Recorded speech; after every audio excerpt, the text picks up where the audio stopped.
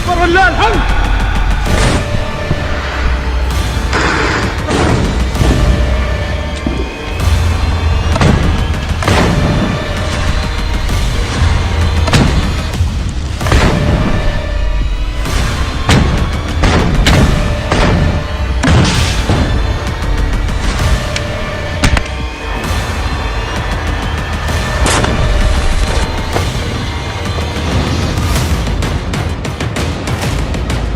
Hamas के इस video ने तेल अवीव से लेकर वॉशिंगटन डीसी तक हड़कंप मचा दिया है।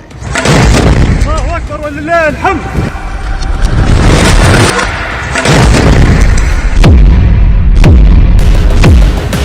दो मिनट के वीडियो ने इजरायल को चौकन्ना कर दिया है। इसके हर एक सेकंड में इतनी आग है कि गाजा के युद्ध का सबसे खतरनाक चेहरा सामने आ गया है।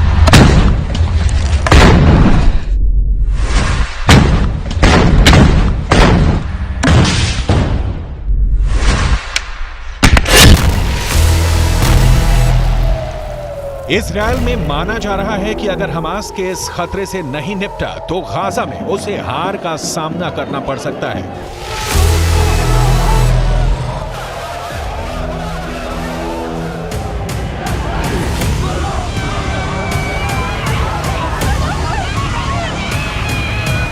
बहुत से हमले हो रहे हैं, बहुत से धमाके हो रहे हैं।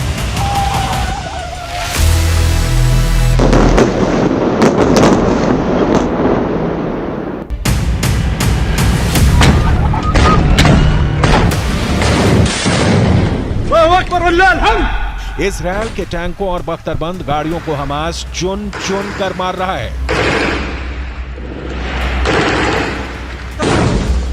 हमास ने क्या दिखाया, इजरायल ने क्या छुपाया, कौन गाजा में एक्सपोज हो गया? इसकी फायर पावर में दम है और किसने 24 घंटे के अंदर कौन सा बड़ा दावा किया है? 2 मिनट के अंगारों से भरे इस वीडियो में सब कुछ पैक है।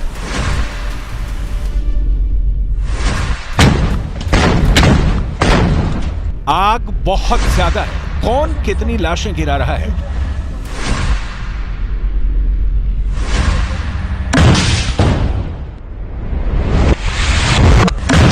आप जानकर चौंक जाएंगे। इस वीडियो को अब डिकोड करते हैं। एक एक सेकंड बहुत ध्यान से, बहुत गौर से देखिएगा। यह है गाजा में चल रहे ग्राउंड ऑपरेशन को लेकर हमास का सबसे नया वीडियो, जिसमें शुरुआत से पहला धमाका कंप्यूटर जनरेटेड ग्राफिक्स से दिखाया गया। इसके बाद आती है वो तस्वीरें जिसमें हमास के हमले की बड़ी शुरुआत होती है।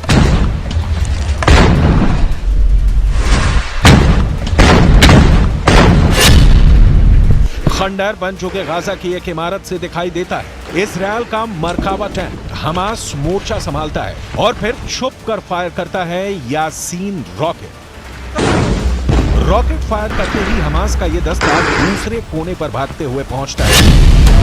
एक टूटे हुए दरवाजे के बाहर रॉकेट ताना जाता है और फिर वहां खड़े इजरायल के एक टैंक पर यासीन एंटी टैंक रॉकेट दाग दिया जाता है।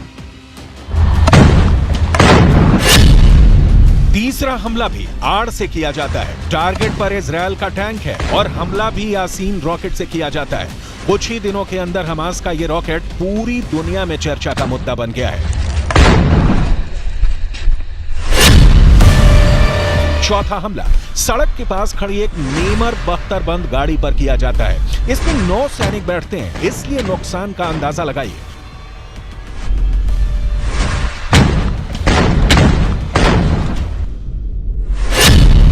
पांचवें हमले के लिए हमास का एंटी टैंक दस्ता फिर गली में आता है। इसके गली के एक मुहाने पर खड़े इजरायल के मरकाबा टैंक को यासीन रॉकेट से टारगेट किया जाता है। निशाना सटीक लगता है, हमलावर स्क्वाड फिर छुप जाता है। यही होता है गोरिल्ला युद्ध।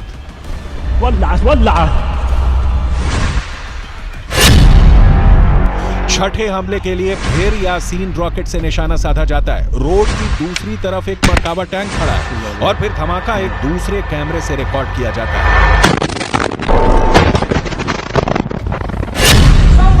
सातवां टैंक बहुत ही खतरनाक है। हमास का एंटी टैंक दस्ता फिर से नेमर बख्तरबंद गाड़ी से टारगेट करता है। दूसरी सिर्फ 20 से 25 मीटर। ऐसे हमले इजरायल को बहुत गहरे जख्म दे रहे हैं। हमास छुप कर हमला कर रहा है और इजरायल के पास इसे काउंटर करने के लिए गाजा में और गहरा जाने के अलावा कोई रास्ता नहीं। 8वां हमला एक बुलडोजर पर होता है। ये है इजरायल का बख्तरबंद बुलडोजर B9। हमास इस पर रॉकेट से वार नहीं करता, बल्कि इस पर पेट्रोल डालकर आग लगा देता है।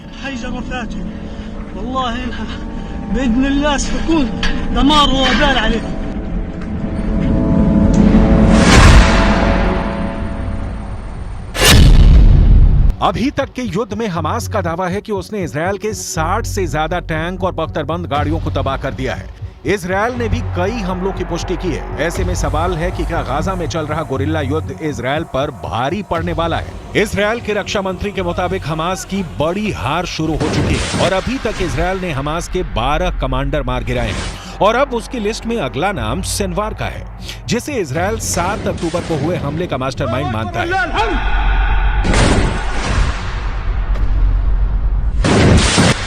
המסגרות האלה הולכות ומתכרסמות, הולכות ומתפרקות כתוצאה מהפעולה הנחושה של לוחמי צה"ל. אני יכול לומר לכם ש12 מפקדי גדודים של ארגון הטרור חמאס כבר חוסלו והיד עוד נטויה. אנחנו נגיע לכולם, לשרשר את הפיקוד ולמחבלים שבשטח.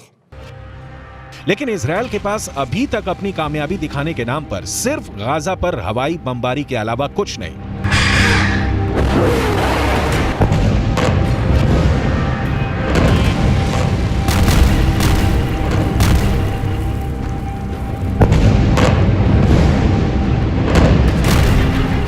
जबकि हमास जो वीडियो जारी कर रहा है उसमें इजरायल के टैंक फटते हुए साफ नजर आ रहे हैं। इन सब हमलों में हमास का यासीन रॉकेट इजरायल के लिए बहुत बड़ा खलनायक बनकर उभरा है। यासीन रॉकेट कैसा होता है, इसे समझने की कोशिश करते हैं।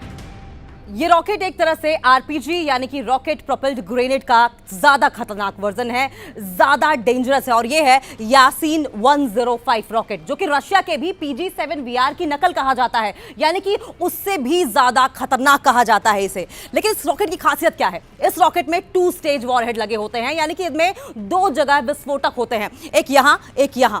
अब समझिए ये क्या काम करते हैं। इन्हें सबसे पहले तो आप ये जानिए कि टैंडम वर्जन कहा जाता है, यानी कि एक विस्फोटक इसमें आगे लगा होता है ठीक इस जगह पे, वहीं दूसरा विस्फोटक पीछे की तरफ 105 मिलीमीटर के दायरे में होता है और टैंक में जो एक्सप्लोजिव रिएक्टिव आर्मर यानी कि एरा जो कवच होता है, पहला जो विस्फोटक यहां लगा होता है उसे भेदने का काम करता है, जिसके बाद 105 मिलीमीटर वाला वॉरहेड बड़ा ब्लास्ट करता है और फिर तहस नहस तबाही ला देता है और ये किसी भी टैंक की बख्तर को आसानी से भेद सकता है।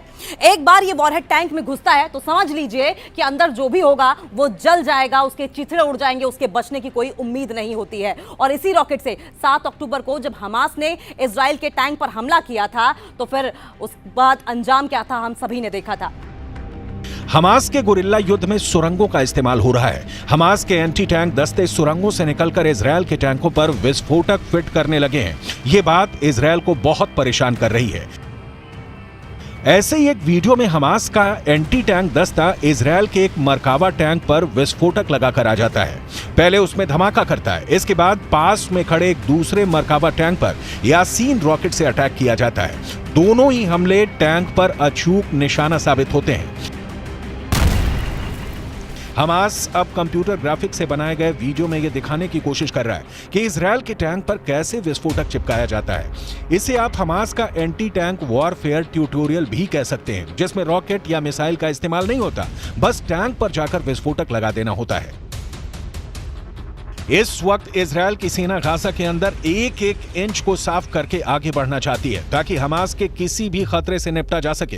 गोरिल्ला युद्ध में इजरायल को बहुत बड़ा नुकसान उठाना पड़ सकता है और ये बात ग्राउंड ऑपरेशन के शुरुआती झटकों से साफ हो चुकी है।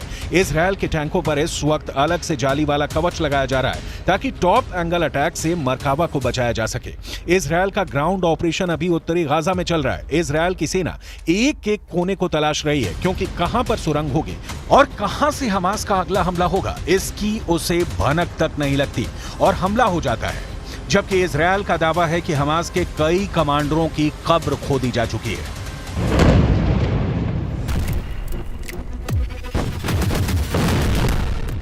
סופגים מכות קשות, ואנחנו מפרקים גדוד אחרי גדוד.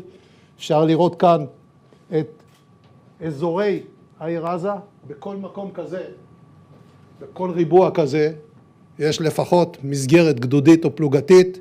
המסגרות האלה הולכות ומתכרסמות, הולכות ומתפרקות כתוצאה מהפעולה הנחושה של לוחמי צה"ל. אני יכול לומר לכם हमास के नए नए वीडियो आ रहे हैं जिसमें गली मोहल्लों से युद्ध दिखाया जा रहा है। हर जगह यासीन रॉकेट ही हमास का सबसे सटीक हथियार साबित हो रहा है। इस वीडियो में भी हमास के एंटी टैंक दस्ते अचानक सामने आते हैं और खंडहर बन चुकी इमारतों से इजरायली टारगेट पर यासीन रॉकेट दाग देते हैं।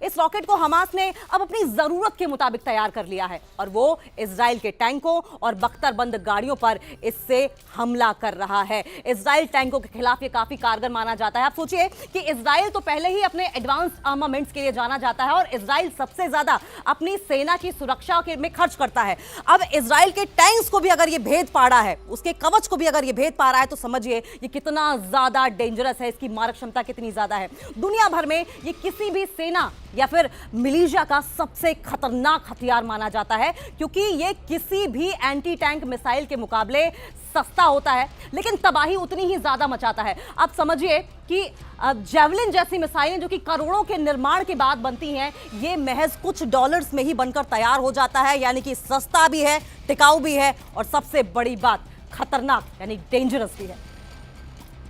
यासीन रॉकेट का नाम हमास को कायम करने वाले शेख अहमद यासीन पर रखा गया है।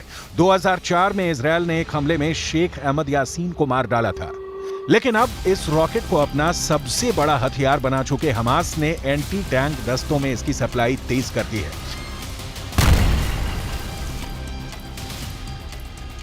यही वजह है कि गाजा का गोरिल्ला युद्ध शुरुआत के साथ ही बहुत ही खतरनाक स्टेज में पहुंच चुका है। इजरायल की लगातार बमबारी के बीच हमास के पास इस वक्त सड़कों पर लड़ने के लिए इससे बेहतर हथियार नहीं है। ये बात इजरायल भी जानता है और उसके सामने इस रॉकेट का तोड़ निकालना बहुत बड़ा चैलेंज बन चुका है।